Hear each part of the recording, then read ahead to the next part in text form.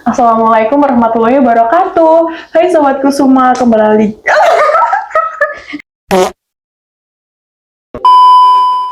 Assalamualaikum warahmatullahi wabarakatuh. Hai Sobat Kusuma, kembali lagi dengan saya Alifa dalam ngobrol seputar kesehatan.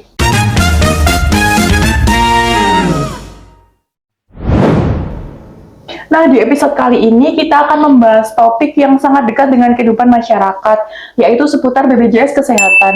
Mulai dari manfaat BPJS, alur pelayanan di klinik, hingga beberapa hal yang sering menjadi pertanyaan masyarakat terkait penggunaan BPJS. Nah, tentunya hari ini saya tidak sendirian. Di samping saya sudah bersama dengan Kak siapa? Halo Sobat Kusuma, perkenalkan nama saya Zafira Aminah Rosyada. Saya dari Klinik Kusuma Medika. Memang hari ini kita sudah berkumpul di sini ya, di acara ngobrol seputar kesehatan dengan host kesayangan kita, Mbak Alifa. Nah, di sini kita akan berbagi informasi dan edukasi kesehatan mengenai BPJS Kesehatan. Baik, daripada makin penasaran, yuk langsung aja kita masuk ke pembahasannya. Ya Kak Zafira, kan banyak masyarakat yang masih belum aware tentang kesehatan. Sebenarnya seberapa penting sih BPJS Kesehatan itu bagi masyarakat? Ngomong mengenai BPJS Kesehatan ya, BPJS Kesehatan ini sangat penting. Coba kita luruskan dulu ya, BPJS Kesehatan ini adalah Badan Penyelenggara Jaminan Sosial, di mana badan hukum publik yang dibentuk oleh pemerintah untuk menyelenggarakan program jaminan kesehatan nasional atau yang biasa orang tahu itu adalah JKN.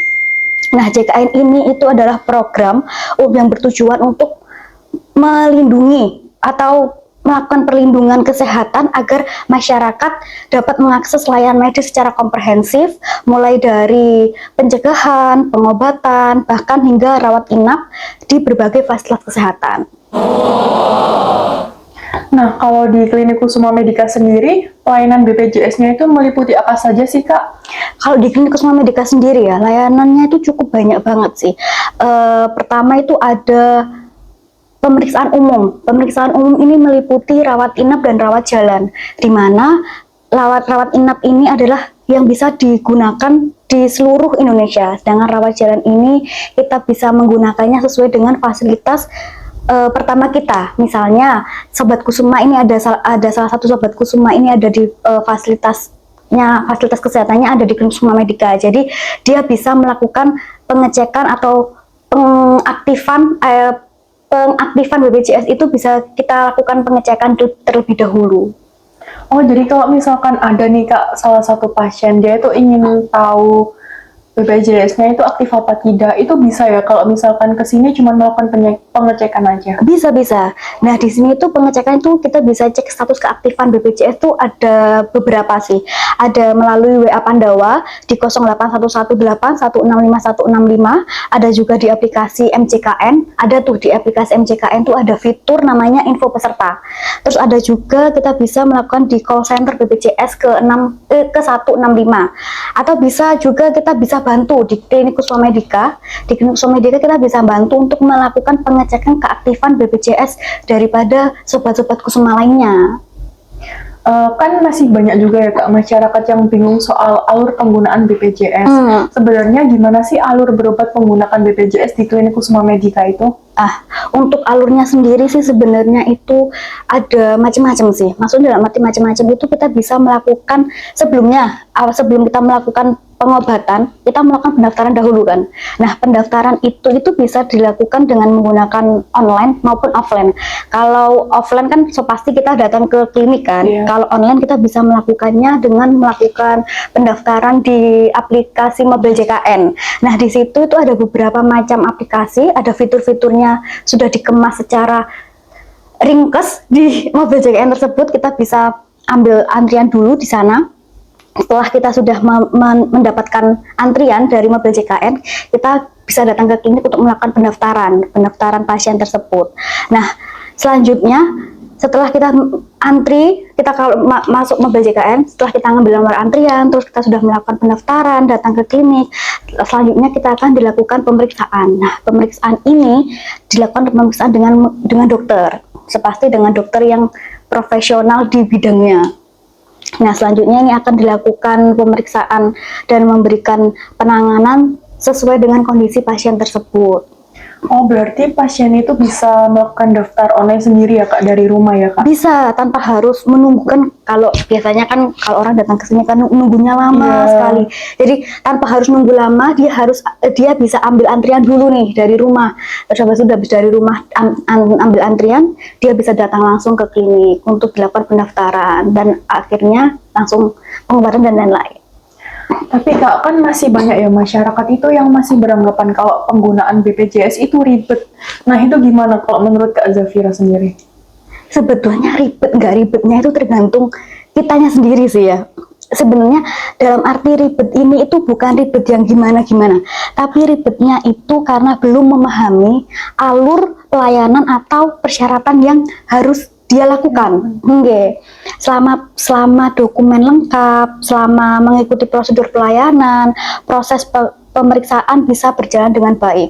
Nah, petugas di fasilitas pun juga siap untuk membantu bila mana ada sobat-sobat Kusuma ini kesusahan untuk melakukan pengambilan antrian atau bagaimanapun, kita bisa kok membantu. Nah, saya juga mau menginformasikan nih, di dalam mobil JKN itu ada fitur namanya telehealth.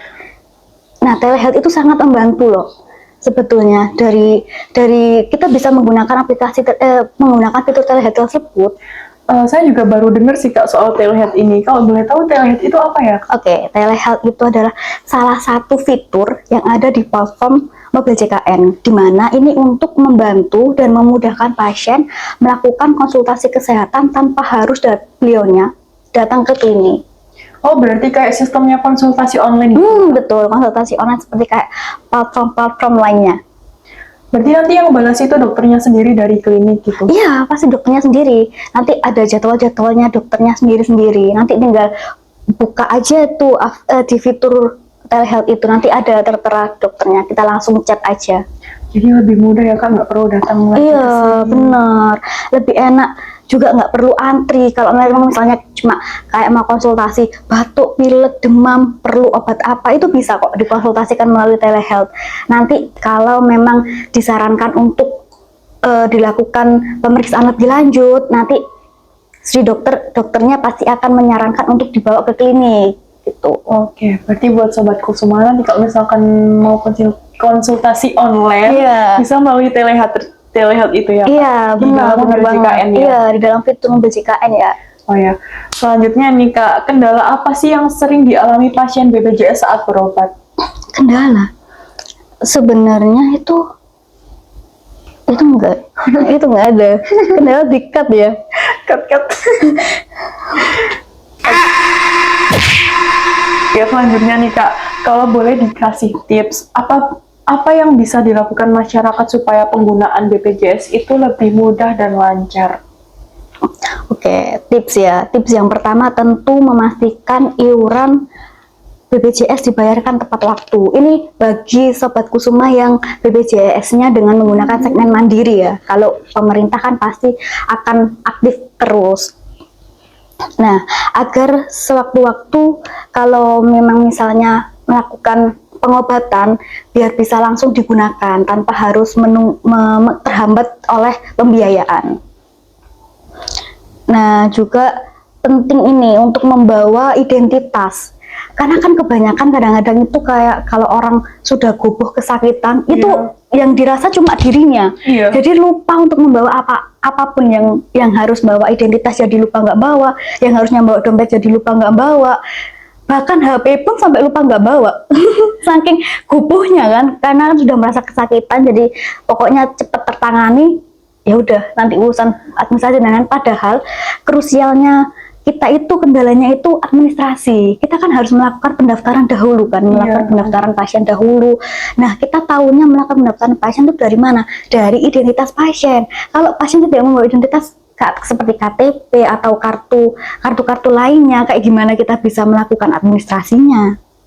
Nah, selain itu masyarakat juga bisa memahami alur pelayanan dan jadwal praktek agar proses pelayanan itu lebih bisa tertata, lebih efektif dan efisien.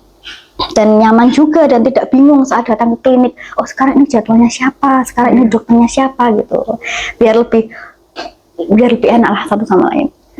Tapi biasanya kalau di klinik itu jadwal dokternya itu setiap hari apa ya Kak? Apa diinfokan di mana gitu? Biasanya kita selalu menginfokan kalau yang bagi sobat Kusuma yang selalu repeat pelayanan ke Klinik Kusuma Medica, pasti punya WA-nya Klinik Kusuma Medica, pasti itu selalu diupdate di situ.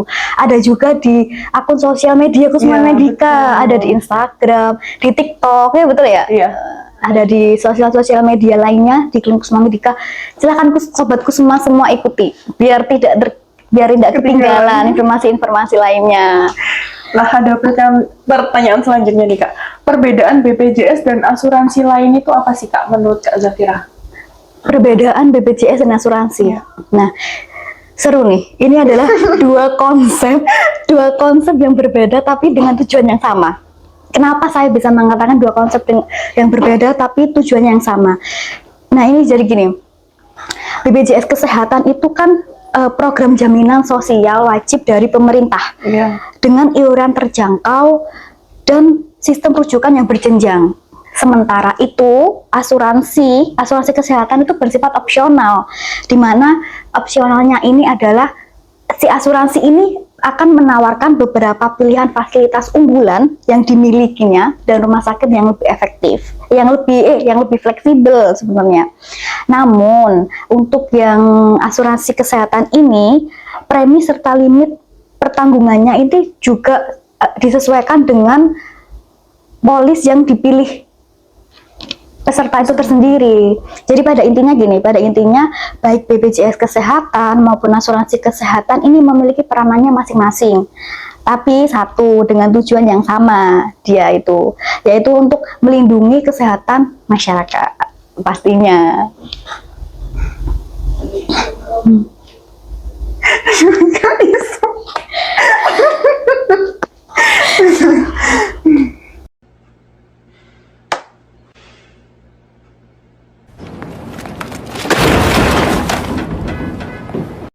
A few moments later. Oke Kak Zafira, sekarang pertanyaan terakhir dari saya. Oke. Harapan untuk pelayanan BPJS ke depannya bagaimana Kak? Harapannya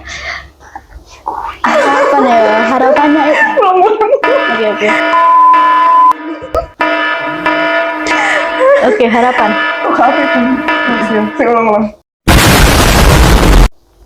Oke Kak Zafira, sekarang pertanyaan terakhir dari saya. Harapannya untuk pelayanan BPJS ke depannya bagaimana menurut Kak Zafira? Harapannya tentu ya ingin BPJS ini jauh lebih baik ke depannya, semakin baik,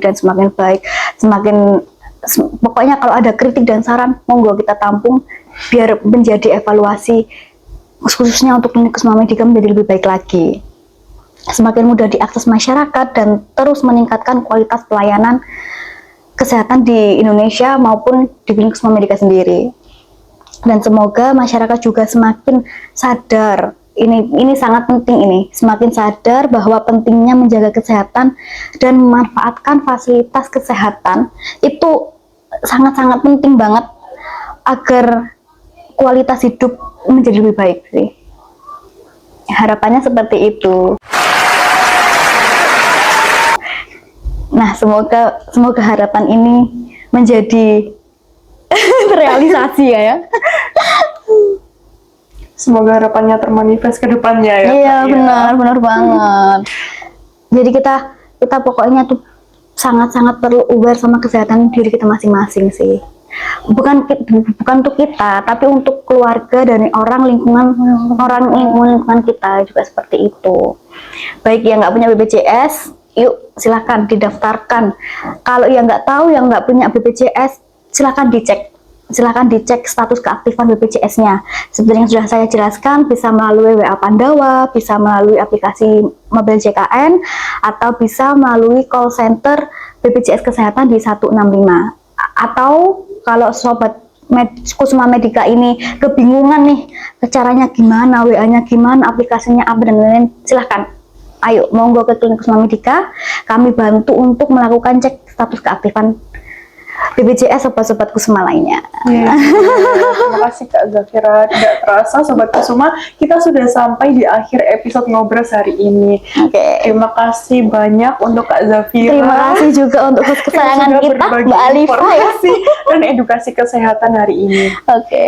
Dan terima kasih juga untuk Sobat Kusuma yang sudah mengikuti Ngobras hari ini. Semoga pembahasan kali ini bisa menambah wawasan kita dan juga membantu masyarakat untuk lebih memahami penggunaan BPJS Kesehatan. Iya.